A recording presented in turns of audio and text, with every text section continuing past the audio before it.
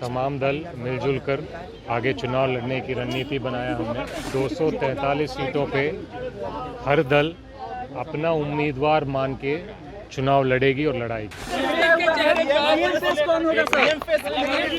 Deputy CM को लेकर के जो बात कर रहे थे, इसमें बात बनी? अरे 60 सीट पर जो बात कर रहे थे, सब चीज बहुत जल्दी आप लोग को जानकारी मिल जाएगा। नमस्कार, दर्श न्यूज देख रहे हैं आप और मैं हूं आपके साथ स्नेहा मनोज। देखिए, महागठबंधन की चौथी बैठक थी और बैठक की बात की तस्वीरें निकल करके सामने आई है और ऐसे में उम्मीद जताई जा रही थी कि बैठक में विशेष रूप से सीएम फेस को लेकर के बड़ी जानकारी सामने आएगी, साथ ही साथ सीट शेयरिंग को लेकर के भी चीजें जो है वो साफ होते हुए नजर आएगी। तो देखिए, महागठबंधन की चौथी बैठक जो है वो कब खत्म हो चुकी है और आपको बताते चले कि तेजस्वी यादव की अध्यक्षता में ये बैठक हुई थी, जहां तेजस्वी यादव के सरकारी आवास पर महागठबंधन के सभी घटक दलों के नेता पहुंचे थे और ये बताया जा रहा था कि सीएम फेस के साथ साथ सीट शेयरिंग को लेकर भी कई बातें जो है वो बैठक के बाद निकल करके सामने आएगी। तो देखिए, जब कांग्रेस के प्रभारी कृष्णा अल्लावरू से सीएम फेस को लेकर के सवाल पूछा गया तो वो बचते नजर आए और ऐसे में उनके तरफ से सीएम फेस के सवाल पर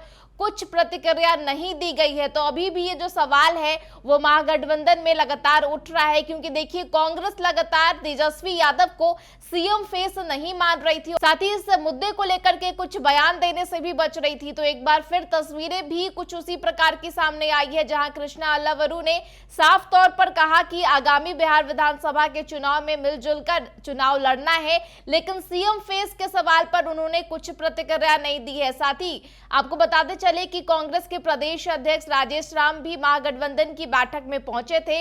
उनके तरफ से भी साफ तौर पर कहा गया कि मिलजुल कर चुनाव लड़ना है, लेकिन सीट शेयरिंग के सवाल पर उन्होंने कुछ प्रतिक्रिया नहीं दी है। आपको हम बयान सुना रहे हैं कि कांग्रेस के प्रभारी कृष्णा अल्लावरू और प्रदेश अध्यक्ष राजेश राम बैठक से निकलने के बाद क्या कुछ कहते नजर आए।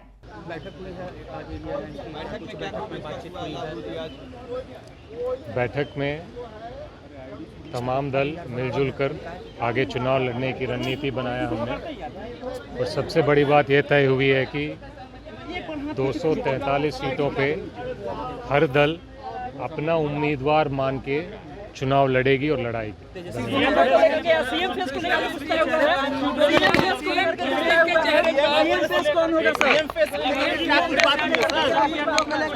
सर, क्या बातचीत हुई आज? बहुत बढ़िया हुई।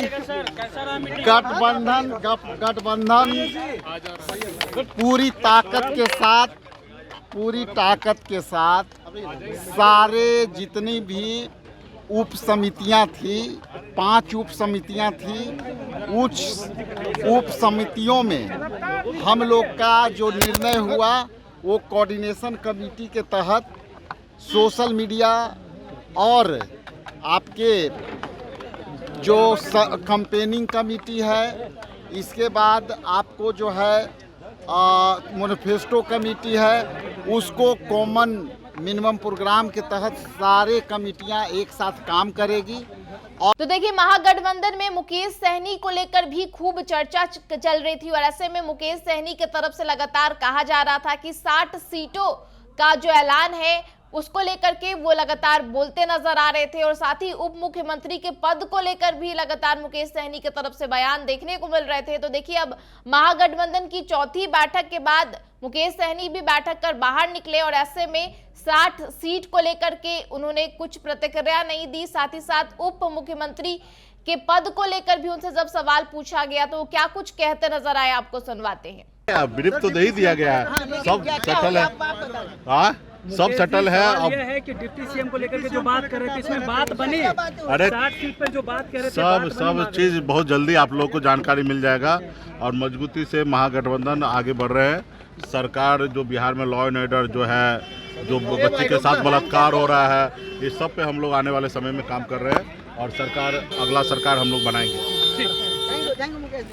तो बिहार में इस साल बिहार विधानसभा का चुनाव है और ऐसे में महागठबंधन लगातार मीटिंग करते हुए नजर आ रही है और अपनी एकजुटता का जो परिचय है वो लगातार देते हुए नजर आ रही है। और आज की जो चौथी बैठक थी वो तेजस्वी यादव की अध्यक्षता में हुई, जहां महागठबंधन के सभी घटक दल के जो नेता थे वो पहुंचे थे और ऐसे में कयास लगाए जा रहे थे कि सीट शेयरिंग और सीएम फेस को लेकर के बातें निकल करके सामने आएगी, लेकिन फिलहाल इसको लेकर के जो नेतागण है उन्होंने कुछ प्रतिक्रिया नहीं दी है। आपको बताते चले कि बिहार विधानसभा का चुनाव होना है, चुनाव के लिहाज से बहुत कम समय बचे हैं और ऐसे में लगातार मुकेश सहनी की वीआईपी पार्टी की तरफ से 60 सीटों की डिमांड की जा रही थी। साथ ही साथ उप मुख्यमंत्री के पद को लेकर भी लगातार बातें निकल करके सामने आ रही थी। तो दूसरी तरफ कांग्रेस लगातार 70 सीटों पर बिहार विधानसभा का चुनाव लड़ने की बात उनके तरफ से लगातार कही जा रही थी, क्योंकि देखिए 2020 में कांग्रेस ने 70 सीटों पर चुनाव लड़ा था और ऐसे में 2025 के बिहार विधानसभा के चुनाव को लेकर भी कांग्रेस 70 या